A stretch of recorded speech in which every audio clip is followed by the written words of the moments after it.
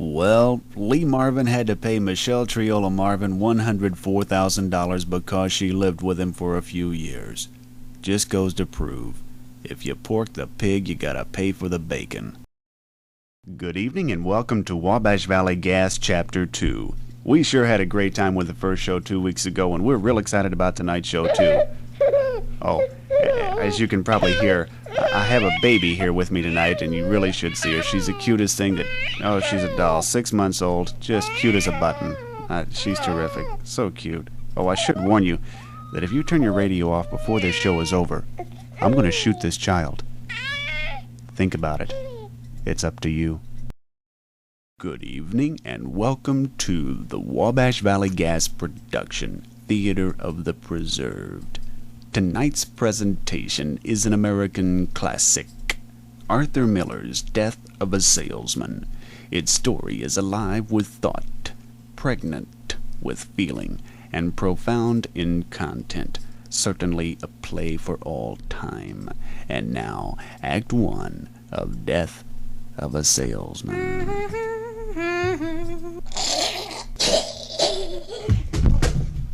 And so concludes tonight's presentation of Death of a Salesman.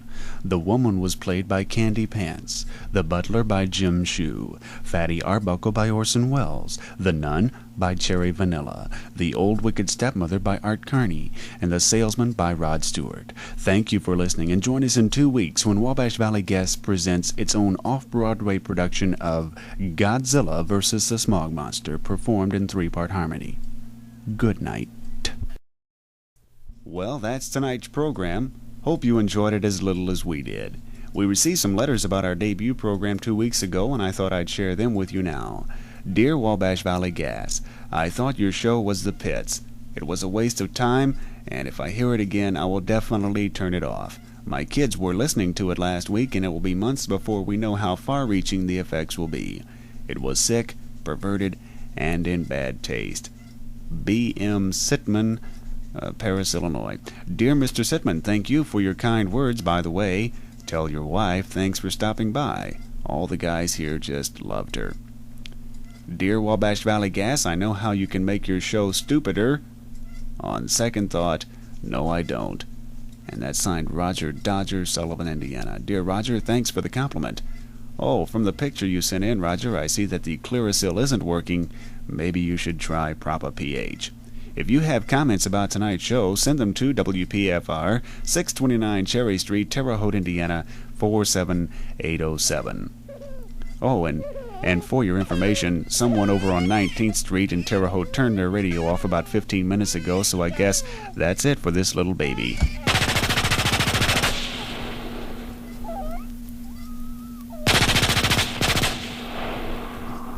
Good night. Good evening and welcome to Wabash Valley Gas, the 3rd edition. I know that this program is supposed to be somewhat humorous, but unfortunately all is not well here in this wacky, wonderful world of laughs. We got a letter this week from a Mrs. Marcella Wiseman. She informs us that her son, little Timmy Wiseman, is a big fan of Wabash Valley Gas. Unfortunately, little Timmy won't be listening tonight. It seems that at a Little League baseball practice this week, little Timmy was hit in the head with a screaming line drive from a distance of only 12 feet. Since then, little Timmy has been in a coma. The only life that he's showing is that every once in a while he says something about Wabash Valley Gas. And gosh, we're flattered. Anyway, Mrs. Wiseman and her doctor have determined that if our staff could go down to the hospital, we could surely bring little Timmy out of his coma. And you're right, we probably could. But unfortunately, Mrs. Wiseman, as much as we would like to help, there's no mention in your letter about money. Now, Mrs. Wiseman, you have to understand that with the cost of living these days, we can't be going around doing nice things for nothing. I mean, we charged $100 just to walk in the March of Dimes Walkathon. I mean, good deeds don't put gas in the tank, you know what I mean? We don't even do the Jerry Lewis telethon just for laughs. Jerry Lewis isn't that funny. I mean, we just can't be going around doing nice things for nothing. Last week on Mother's Day, I called my mother. Collect. I mean, you just can't expect us to be going around doing things like that for free. That's what the free enterprise system is all about. I'm sorry. Well, you've just heard the third chapter of Wabash Valley Gas. Certainly 30 of the fastest minutes heard on radio, except for Mrs. Wiseman. We've received word that little Timmy isn't in a coma anymore. He kicked. He's played second base for the last time.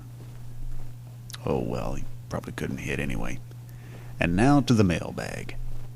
Dear Wabash Valley Gas, my acne is getting worse. Nothing seems to work. I wash my face once a week and eat lots of chocolate, just like you told me to, but it hasn't helped. Any more suggestions? Signed, Ravaged Face. Well, we do have 2 more suggestions. 1, poke your face with an ice pick, repeatedly. This will allow your pores to breathe freely. And 2, try washing your face with hot French fry grease. You should notice a change real soon. Dear Wabash Valley Gas, I'm 6 years old and have a problem. I have a sneaking suspicion that PFR midday jock R.J. Courtright is my real father. I asked my mom about it several times, but when I do, she just starts swearing. Anyway, do you think it's proper for me to send him a Father's Day card? Signed, Little Ricky.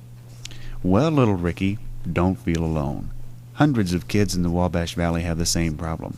Last year, RJ got father's cards from an entire 3rd grade class in Clinton, Indiana. In answer to your question, it doesn't matter. RJ despises little kids, except little girls.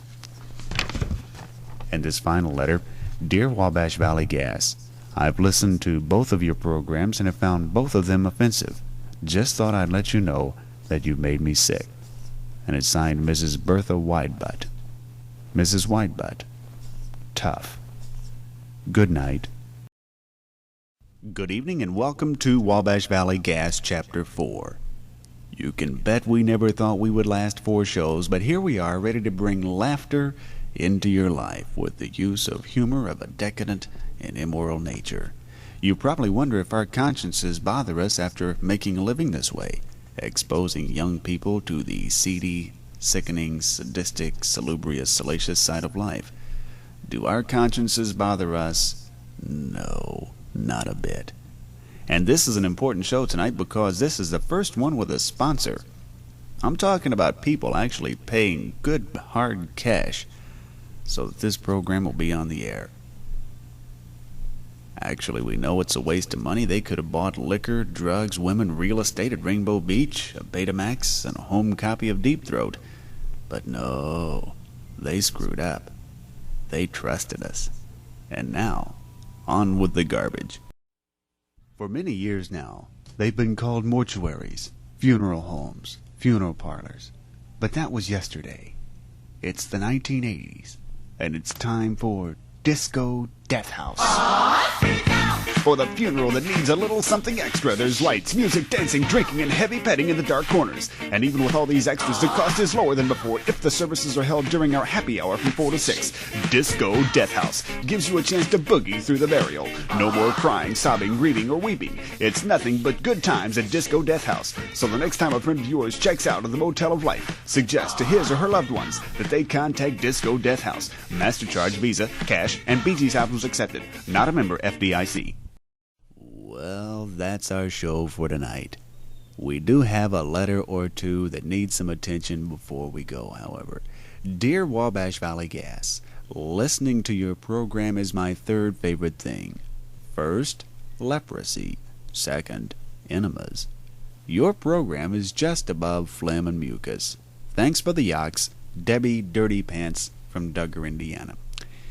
Well, Debbie, thanks for the letter, and thanks for putting us in such good company. Hope we continue to live up to your expectations. Another letter here. Dear Wabash Valley Gas, this letter is to inform you that no longer will my daughter be exposed to the trash that you put on the air. I listened 2 weeks ago and was shocked at what I heard. I ripped the plug out of the wall, told her she was grounded for 3 years, put her over my knee, and spanked her. Now, at last, my pure, sweet, innocent 23-year-old daughter is safe from vermin like you.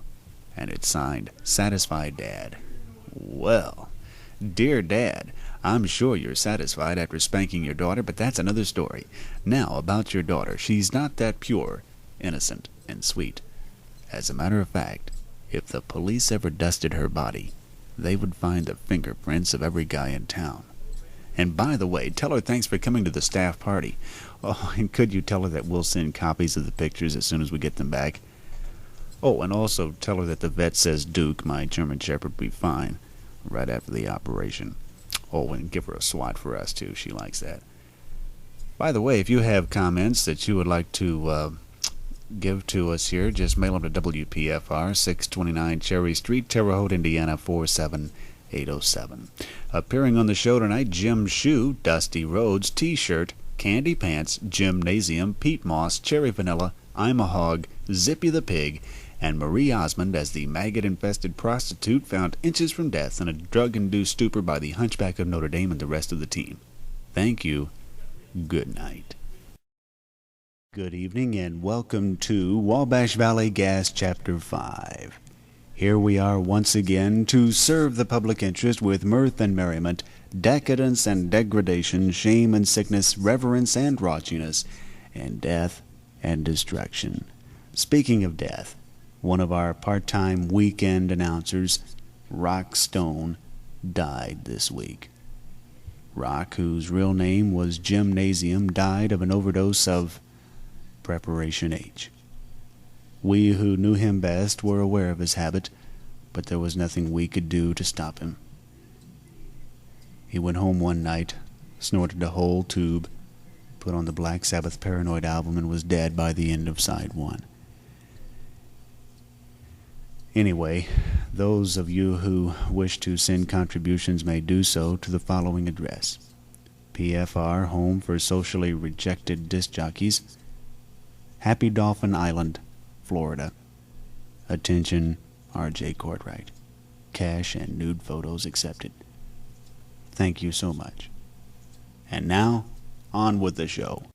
Well, that's it for another night. We hope that in some small way we've made you sick tonight. And now, on to this week's mail.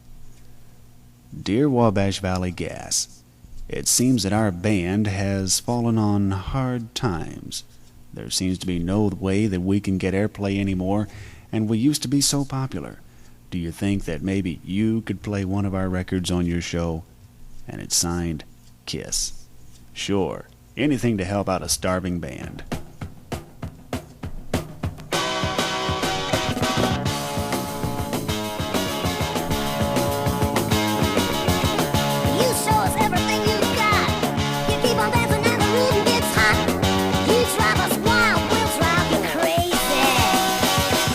Okay, that's the short version. Now another letter here, this one from Rosedale, Indiana. Dear Wabash Valley Gas, I enjoy your show as much as abuse of my privates with semi-rough sandpaper. I enjoy your show as much as raping cockroaches. I enjoy your show as much as eating snot. I enjoy your show as much as my collection of rare head lice. I enjoy your show as much as Richard G. Dickerson's middle name, gonorrhea. And it's signed sincerely P.R. Vert, editor, Rosedale Tattler, the small town paper for small-minded people.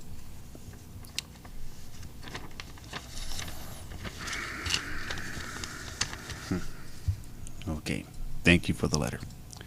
Appearing on tonight's show, my sister, Microphone, Miami, Mina Bird, and Debbie Boone as a disease-ridden, dirty-legged bimbo who died on the operating table at the hands of a butcher using a plunger, a Black & Decker variable speed drill, and a snaggletooth beaver.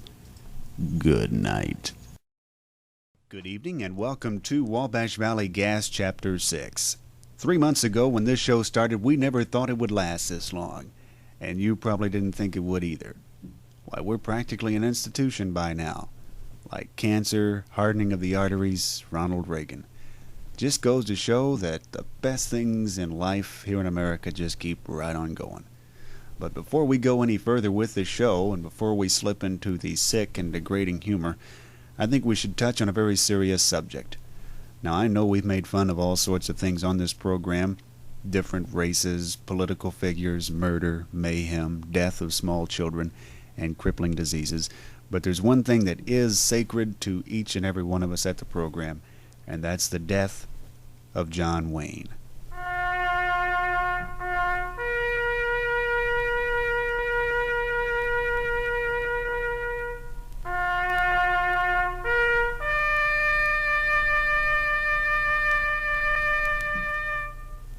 As you know, he left us recently, and the staff of Wabash Valley Gas would like to pay tribute if we can. Mr. Wayne was a hero to us. We all grew up in the 50s and 60s when we needed a right-thinking idol to look up to, and the Duke was it. All our lives will be better for having known him. You know, we in the professional broadcasting business are privy to certain inside information, and in a way we're glad that the Duke did cash in his chips when he did. 'Cause now, hopefully, the general public will not know that he was an impotent homosexual drug addict who did rude things to young boys in his neighborhood. And now, on with the vomit. Reports of widespread gasoline shortages filter in from all across America tonight. And Senator R.J. Cordwright of Indiana says, quote, "If the OPEC nations continue to hold back oil, I think we should stop sending them after-dinner mints. That will bring them to their knees," unquote. More news later, but first, this. What?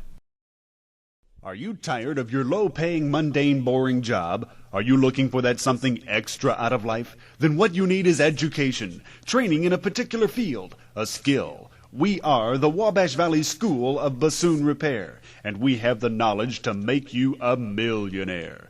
Big bucks can be made in this field because it's wide open. There are so few bassoon repairmen and women that society is screaming for help. Someone, please repair my bassoon! After your training, you can name your price.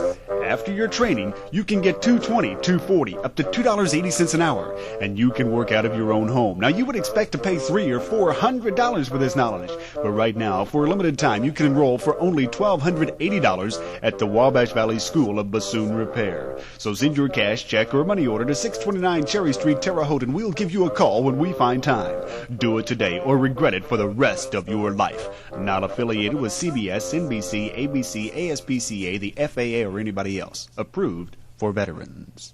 Well, that's another chapter of the award-winning Wabash Valley Gas. It's okay to let the kids back in the room, 'cause most of the dirty stuff is over. And now let's take a look at the mailbag. Or the female bag. Anyway, Dear Wabash Valley Gas, do you make up the letters that you read on the program? Signed, Just Asking, Farmersburg, Indiana. Dear Just Asking, yes we do. Dear Wabash Valley Gas, my friends and I are into photography, particularly photography of the human body. If we mailed you some pictures, would you show them on the radio? Could you do it in a sophisticated, artistic way? And would you respect me if I mailed the pictures to you? Signed, Karen Kodak. Well, dear Miss Kodak, most certainly we would show them.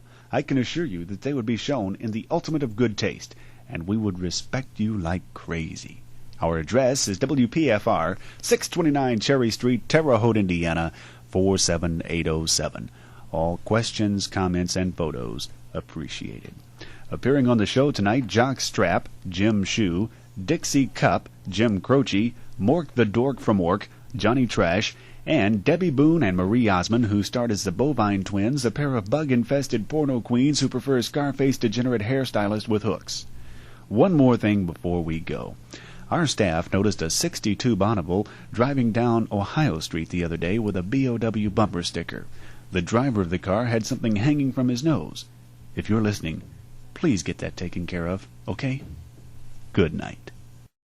Good evening and welcome to Wabash Valley Gas Chapter 7. It sure is great to be back this week. We really miss it every other week when we're not on. We miss it like we miss constipation, the dry heaves, and zits on our lips. That reminds me, it's very gratifying to know that groups of people in the Wabash Valley are getting together every other Sunday night for Wabash Valley Gas listening parties. And for those of you who are gathered around your radios tonight, we have a special little exercise for you. Okay, ready? First, bring your little brothers and sisters into the room. Okay, now beat them senseless. Okay, very good. Now that you're finished, what have we learned? We've learned that at the command of a 2-bit psychopathic radio announcer, you've committed assault and battery on children. What klutzes you are! Just think what would happen if I was really sick. And now, on with the extravaganza. We have just enough time to read a few of the lovely notes we got in the mail this week. Dear Wabash Valley Gas, I heard your program 2 weeks ago and thought the comment about John Wayne was quite incorrect. You referred to him as, quote, an impotent homosexual who did rude things to young children in his neighborhood, unquote. Are you sure this is true? Signed, Fan of the Duke in Rockville. Well, Fan, we checked and you're right.